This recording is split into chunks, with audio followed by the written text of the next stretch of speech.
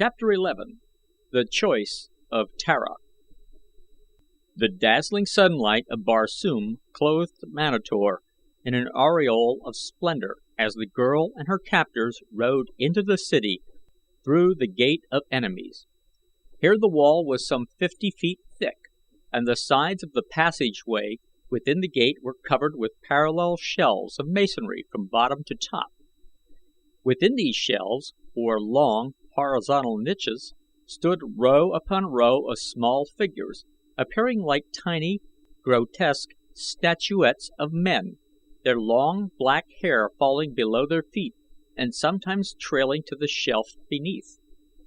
The figures were scarce a foot in height, and, but for their diminutive proportions, might have been the mummified bodies of once living men.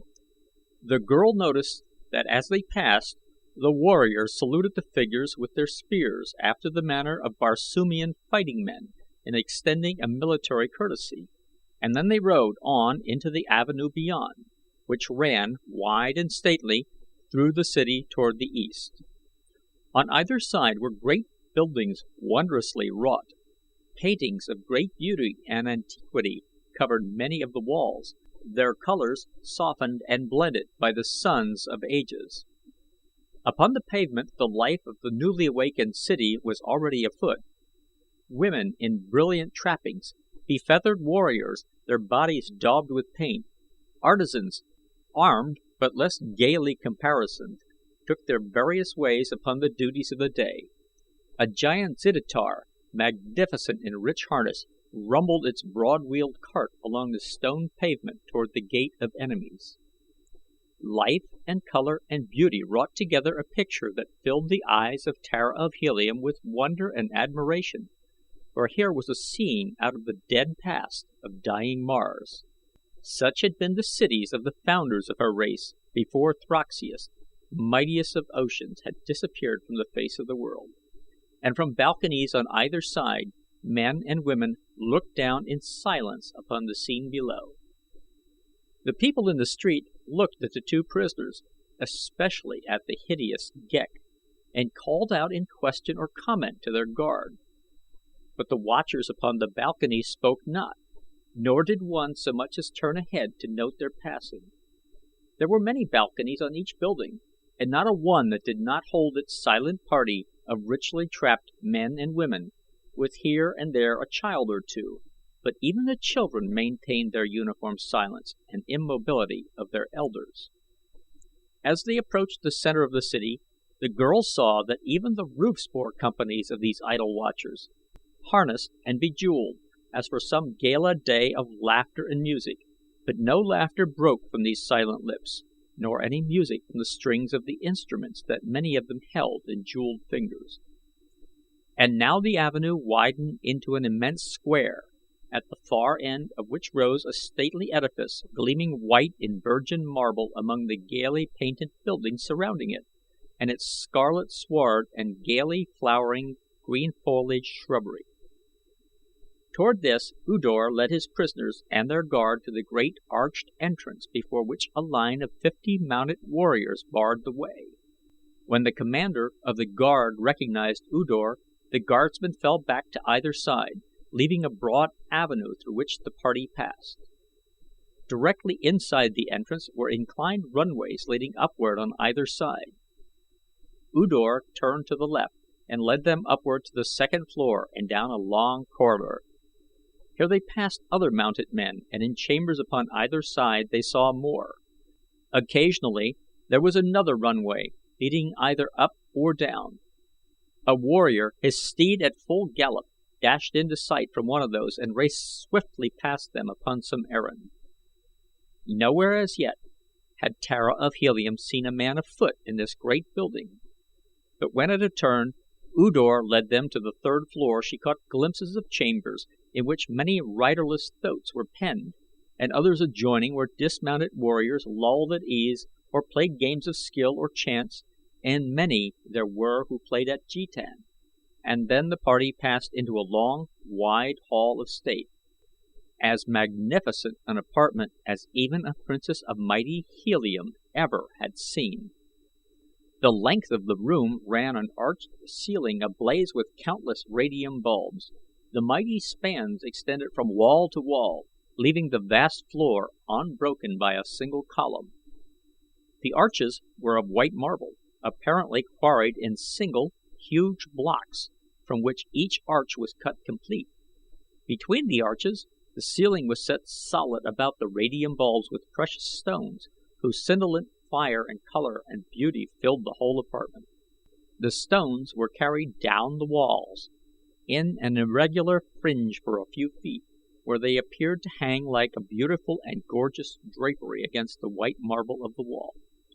The marble ended some 6 or 7 feet from the floor, the walls from that point down being wainscoted in solid gold. The floor itself was of marble richly inlaid with gold. In that single room was a vast treasure equal to the wealth of many a large city. But what riveted the girl's attention even more than the fabulous treasure of decorations were the files of gorgeously harnessed warriors who sat their thoats in grim silence and immobility of either side of the central aisle, rank after rank of them to the farther walls, and as the party passed between them she could not note so much as the flicker of an eyelid or the twitching of a thoat's ear. "The Hall of Chiefs," whispered one of her guard, evidently noting her interest. There was a note of pride in the fellow's voice, and something of hushed awe. Then they passed through a great doorway into the chamber beyond, a large, square room in which a dozen mounted warriors lolled in their saddles. As U Dor and his party entered the room, the warriors came quickly erect in their saddles and formed a line before another door upon the opposite side of the wall. The padwar commanding them saluted U Dor, who, with his party, had halted facing the guard. "Send one to O Tar, announcing that U Dor brings 2 prisoners worthy of the observation of the great Jeddak," said U Dor. "One because of her extreme beauty, the other because of his extreme ugliness." "O Tar sits in council with the lesser chiefs," replied the lieutenant, "but the words of U Dor the dwar shall be carried to him," and he turned and gave instructions to one who sat his thoat behind him. "What manner of creature is the male?" he asked of U Dor. "It cannot be that both are of one race." "They were together in the hills south of the city," explained U Dor, "and they say they are lost and starving." "The woman is beautiful," said the padwar. "She will not long go begging in the city of Manator." And then they spoke of other matters, of the doings of the palace, of the expedition of U Dor, until the messenger returned to say that O Tar bade them bring the prisoners to him. They passed then through a massive doorway which, when opened, revealed the great council chamber of O Tar, Jeddak of Manator, beyond. A central aisle led from the doorway the full length of the great hall, terminating at the steps of a marble dais upon which a man sat in a great throne chair. Upon either side of the aisle were ranged rows of highly carved desks and chairs of skeel, a hardwood of great beauty. Only a few of the desks were occupied, those in the front row, just below the rostrum. At the entrance U Dor dismounted with 4 of his followers, who formed a guard about the 2 prisoners, who were then conducted toward the foot of the throne, following a few paces behind U Dor. As they halted at the foot of the marble steps, the proud gaze of Tara of Helium rested upon the enthroned figure of the man above her. He sat erect, without stiffness, a commanding presence, trapped in the barbaric splendor that the Barsoomian chieftain loves. He was a large man, the perfection of whose handsome face was marred only by the hauteur of his cold eyes and the suggestion of cruelty imparted by 2 thin lips. It needed no second glance to assure the least observing that here indeed was a ruler of men, a fighting jeddak whose people might worship but not love, and for whose slightest favor warriors would vie with one another to go forth and die. This was O Tar, Jeddak of Manator, and as Tara of Helium saw him for the first time, she could not but acknowledge a certain admiration for this savage chieftain who so virally personified the ancient virtues of the god of war. U Dor and the Jeddak interchanged the simple greetings of Barsoom, and then the former recounted the details of the discovery and the capture of the prisoners. O Tar scrutinized them both intently during U Dor's narration of events, his expression revealing naught of what passed in the brain behind those inscrutable eyes. When the officer had finished, the Jeddak fastened his gaze upon Ghek. "And you," he asked, "what manner of thing are you? From what country? Why are you in Manator?" "I am a kaldane," replied Ghek, "the highest type of created creature upon the face of Barsoom. I am mind, you are matter. I come from Bantoom. I am here because we were lost and starving." "And you," O Tar turned suddenly on Tara, "you too are a kaldane?" "I am a princess of Helium," replied the girl. "I was a prisoner in Bantoom. This kaldane and a warrior of my own race rescued me. The warrior left us to search for food and water. He has doubtless fallen into the hands of your people. I ask you to free him and give us food and drink and let us go upon our way.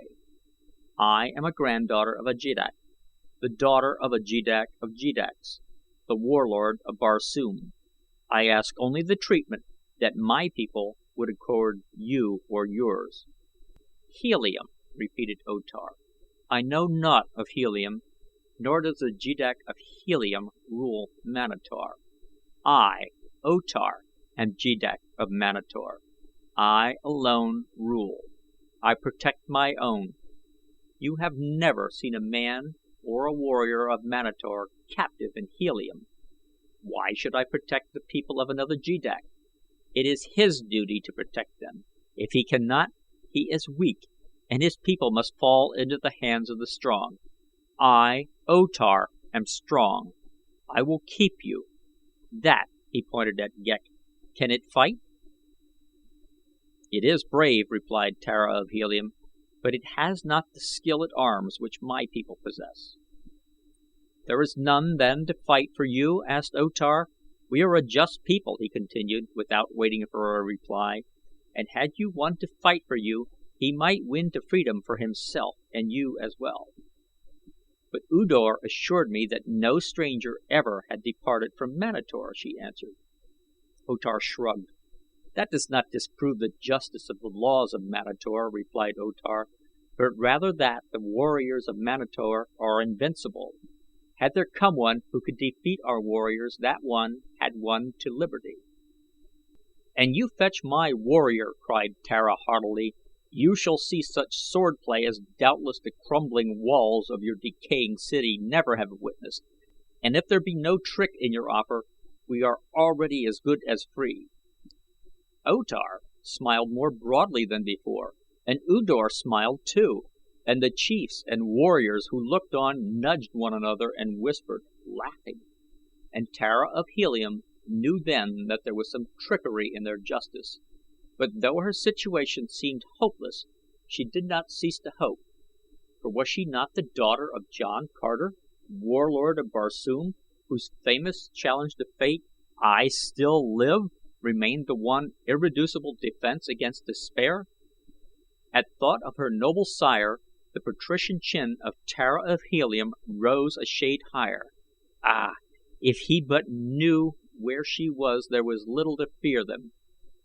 The ghosts of Helium would batter at the gates of Manator. The great green warriors of John Carter's savage allies would swarm up from the dead sea bottoms, lusting for pillage and for loot. The stately ships of her beloved navy would soar above the unprotected towers and minarets of the doomed city, which only capitulation and heavy tribute could then save. But John Carter did not know. There was only one other to whom she might hope to look, Turan the Panthan. But where was he? She had seen his sword in play, and she knew that it had been wielded by a master hand, and who should know swordplay better than Tara of Helium, who had learned it well under the constant tutorage of John Carter himself. tricks she knew that discounted even far greater physical prowess than her own, and a method of attack that might have been at once the envy and despair of the cleverest of warriors. And so it was that her thoughts turned to Turan the panthan, though not alone because of the protection he might afford her.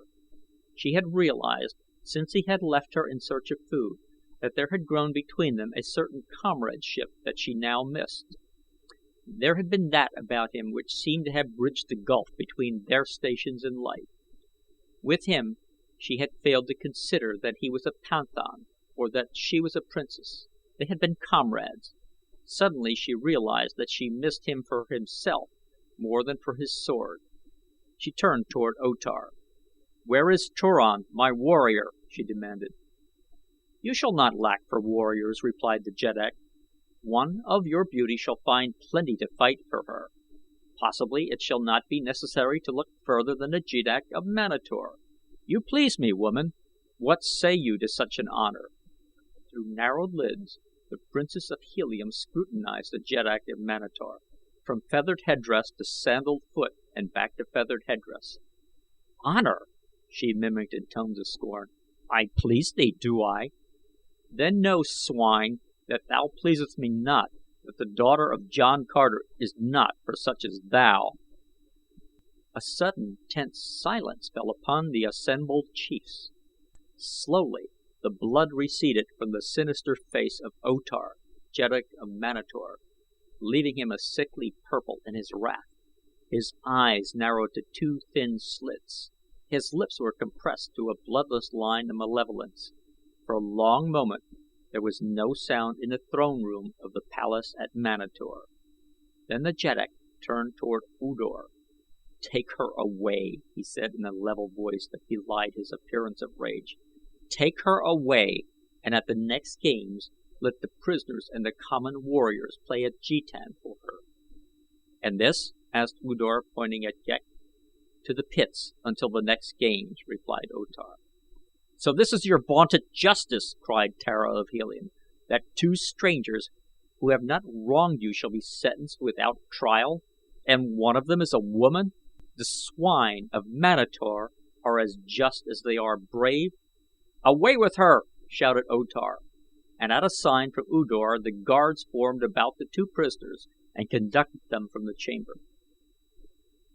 Outside the palace Ghek and Tara of Helium were separated. The girl was led through long avenues toward the center of the city, and finally into a low building topped by lofty towers of massive construction. Here she was turned over to a warrior who wore the insignia of a dwar, or captain. "It is O Tar's wish," explained U Dor to this one, "that she be kept until the next games, when the prisoners and the common warriors shall play for her. Had she not the tongue of a thoat, she had been a worthy stake for our noblest steel." And U Dor sighed. "Perhaps even yet I may win a pardon for her. It were too bad to see such beauty fall to the lot of some common fellow. I would have honored her myself." "If I am to be imprisoned, imprison me," said the girl. "I do not recall that I was sentenced to listen to the insults of every low-born boor who chanced to admire me." "You see, A Kor," cried U Dor, "the tongue that she has? Even so, and worse, spoke she to O Tar the jeddak." "I see," replied A Kor, whom Tara saw was with difficulty restraining a smile. "Come then with me, woman," he said, "and we shall find a safe place within the towers of jetan. But stay, what ails thee?" The girl had staggered and would have fallen had not the man caught her in his arms. She seemed to gather herself then, and bravely sought to stand erect without support.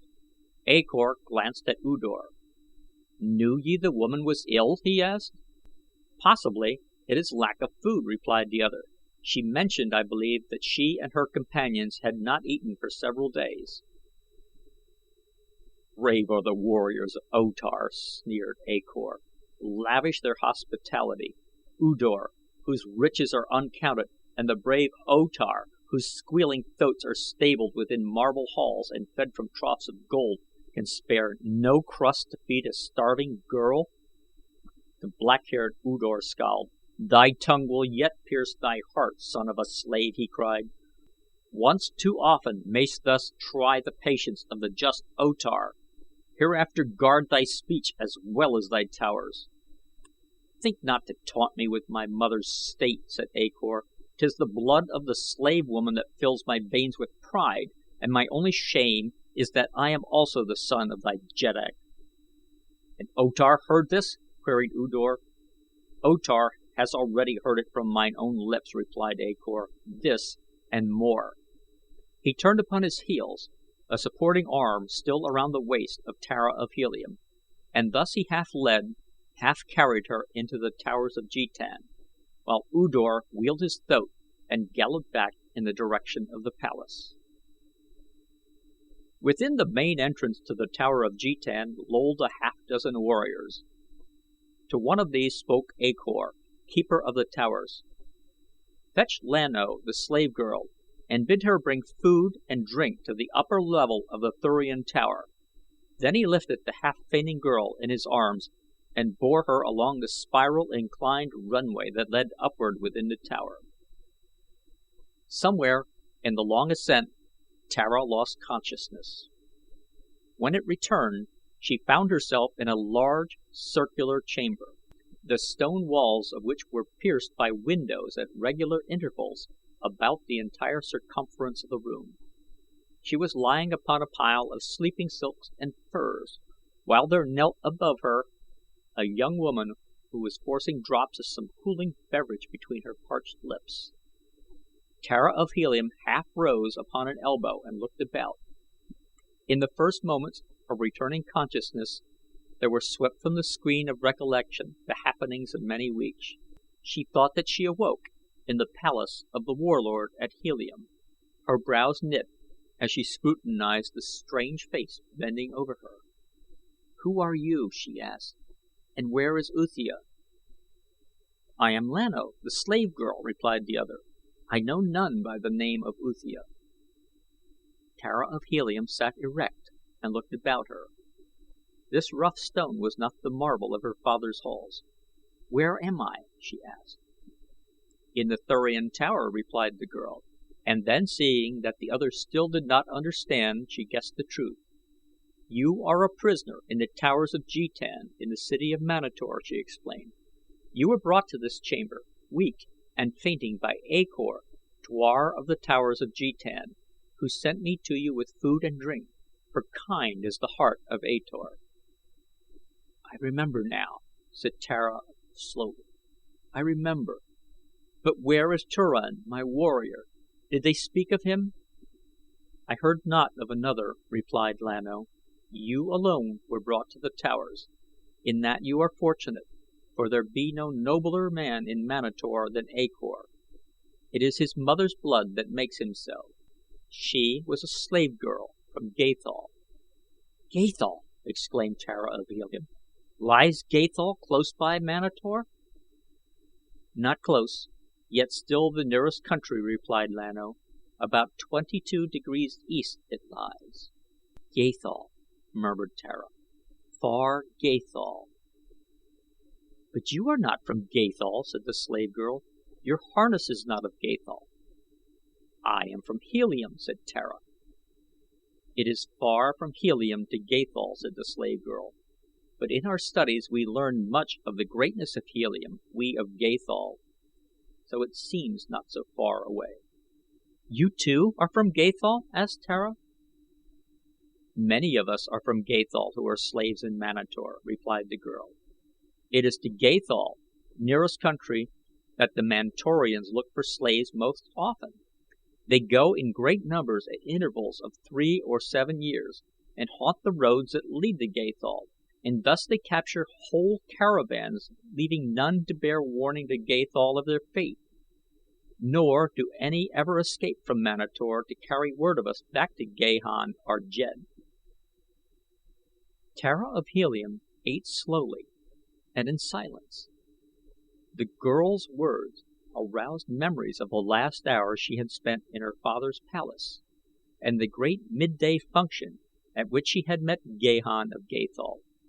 Even now she flushed as she recalled his daring words. Upon her reveries the door opened and a burly warrior appeared in the opening, a hulking fellow with thick lips and an evil, leering face. The slave girl sprang to her feet, facing him. "What does this mean, E Med?" she cried. "Was it not the will of A Kor that this woman be not disturbed?" "The will of A Kor, indeed!" and the man sneered.